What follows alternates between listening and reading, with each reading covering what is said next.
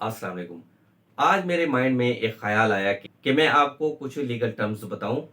तो सबसे पहले ये आपको जानना ज़रूरी है कि लॉयर में, एडवोकेट में और बैरिस्टर में क्या डिफरेंस है। वीडियो शुरू करते हैं। तमाम दोस्तों से गुजारिश है कि चैनल को ज़रूर सब्सक्राइब कीजिएगा। सबसे पहले हम बात करते हैं कि वकील कौन होता है, यानी कि लॉयर कौन होता है।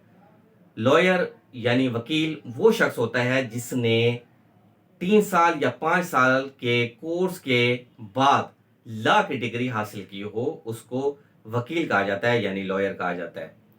अब ये लॉयर अदालत में पेश होकर मुकदमा नहीं लड़ सकता, यानी कि वो अपने क्लाइंट्स के बिहाफ पर अदालत में पेश नहीं हो सकता। कानून ने उसको मना किया है। इसी तरह बैरिस्टर, बैरिस्टर कौन होता है? बैरिस्टर वो शख्स होता है जो कि दूसरे मुल्क में जाकर लॉ की डिग्री हासिल करके आता है, यानी कि वहां पर कानून की पढ़ाई करता है और उसके बाद जब अपना उसका कोर्स मुकम्मल हो जाता है और वो लॉ की डिग्री लेकर पाकिस्तान आ जाता है, तो उसको बैरिस्टर कहा जाता है। अब लॉयर और बैरिस्टर दोनों अदालतों में पेश नहीं हो सकते।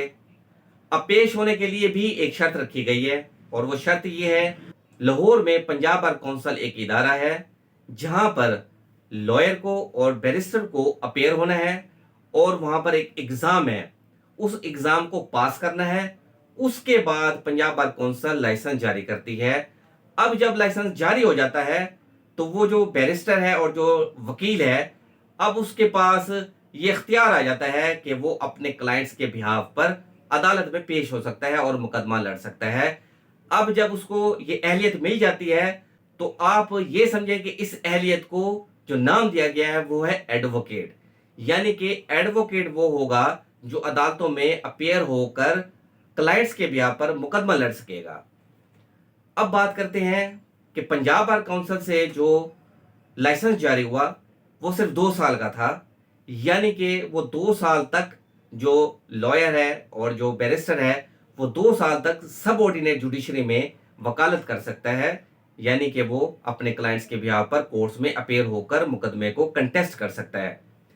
लेकिन यहां पर भी उसको मना किया गया कि आपने हाई कोर्ट में पेश नहीं होना, यानी कि वो हाई कोर्ट के लिए अभी क्वालिफाई नहीं है।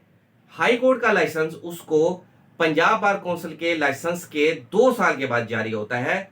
उसके बाद वो वकील, जब हाई कोर्ट का लाइसेंस उसको मिल जाता है, तो वो हाई कोर्ट में पेश होकर अपने मुकदमात को कंटेस्ट कर सकता है।